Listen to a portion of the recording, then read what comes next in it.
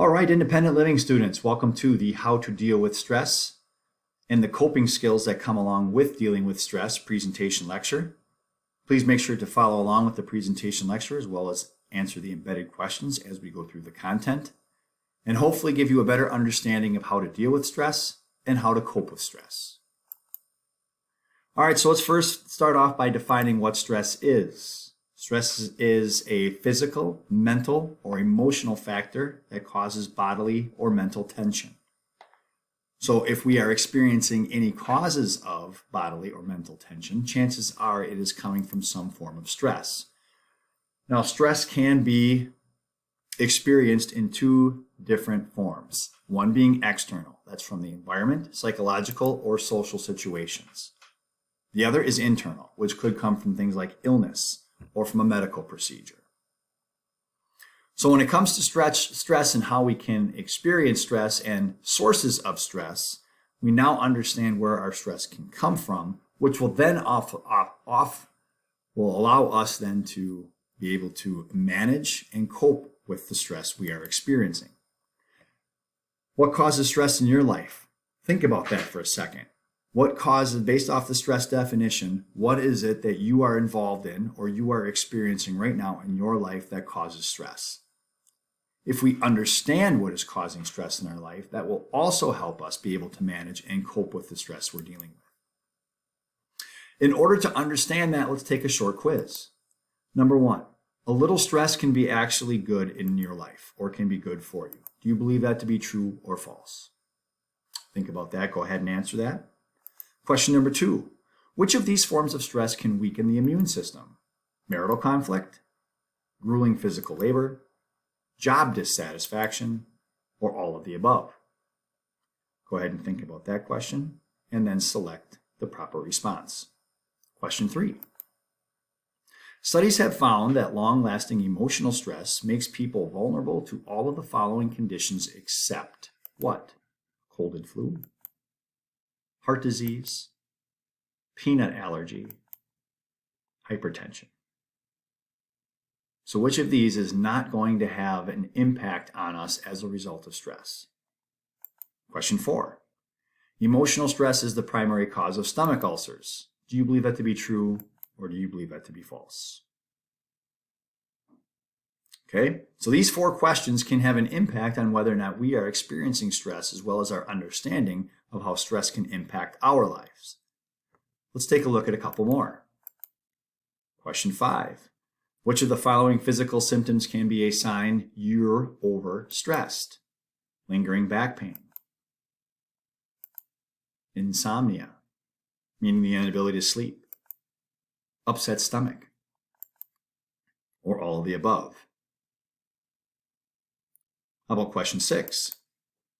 According to the American Academy of Family Physicians, avoiding anxiety-provoking situations is the best way to manage stress. Do you believe that to be true or believe that to be false? Question seven. Which of these is a good way to manage everyday stress? Practice stretching and deep breathing exercise. Vent anger whenever needed. Rest your body as much as possible. Or learn to be passive and take life as it comes. So answering those 7 questions can help you determine whether or not you are overstressed. Other resources you can use to check your stress. Stress Management Society has a resource known as How Vulnerable Are You to Stress? By clicking on this link, you can visit to see and take the test as to whether or not you are vulnerable to stress, which means it's going to have a bigger impact on your overall health versus somebody else. Because every person is unique, and every person's handling of stress, being exposed to stress, and managing stress will be unique. The greater good, is there too much stress in your life? Go ahead and click on this link and take this quiz as well. So the combination of these different resources can help you determine whether or not you have a high level of stress in your life currently. And by knowing that, can put you on the proper path to being able to manage that stress. Physical reactions to stress. So our body will tell us when we are stressed. We need to recognize when our body's telling us. Our body might tell us in a number of different ways. possibly an accelerated heart or lung action. It could be paling or flushing or alternating between both. So a change in our physical appearance as a reaction to stress. The inhibition of stomach and upper intestinal action to the point where our digestion slows down or even stops. Nausea, upset stomach, feeling like you're going to throw up, could be a reaction to stress. General effect on the sphincters of the body. Constriction of blood vessels in many parts of the body. Liberation of nutrients, particularly fat and glucose, for muscular action. Dilation of blood vessels for muscles. The inhibition of the lacrimal gland, responsible for tear production and salivation.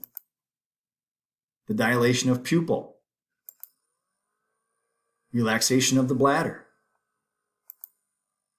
Auditory exclusions, including loss of hearing. Tunnel vision, not being able to see out of your peripherals.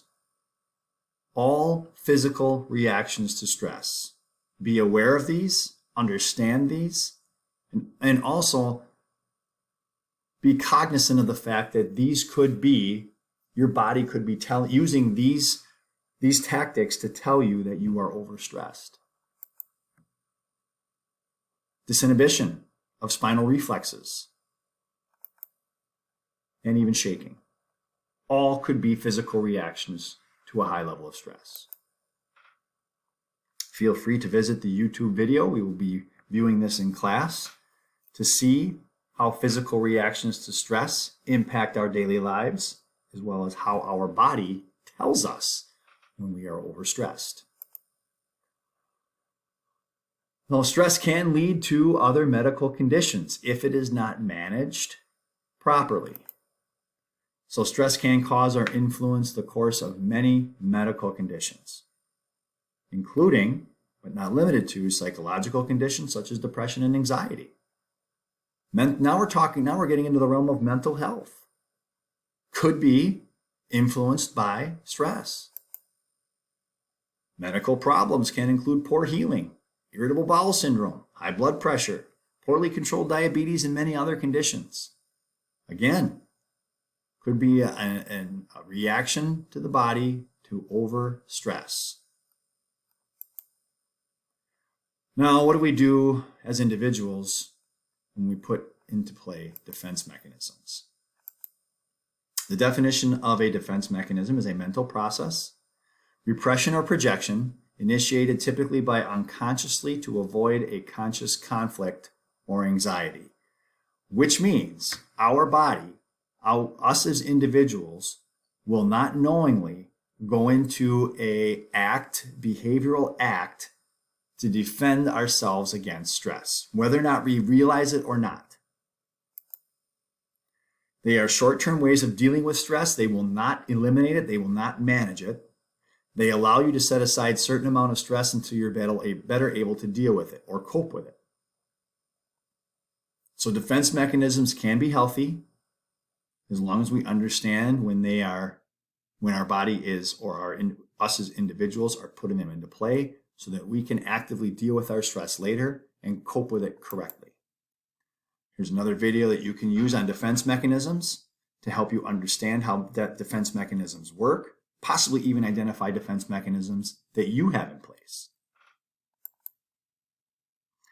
And that concludes the presentation lecture on stressors. So please make sure to revisit the presentation lecture content, answer the embedded questions, and mark it as done in Google Classroom when completed. And I will see you next time we meet in class.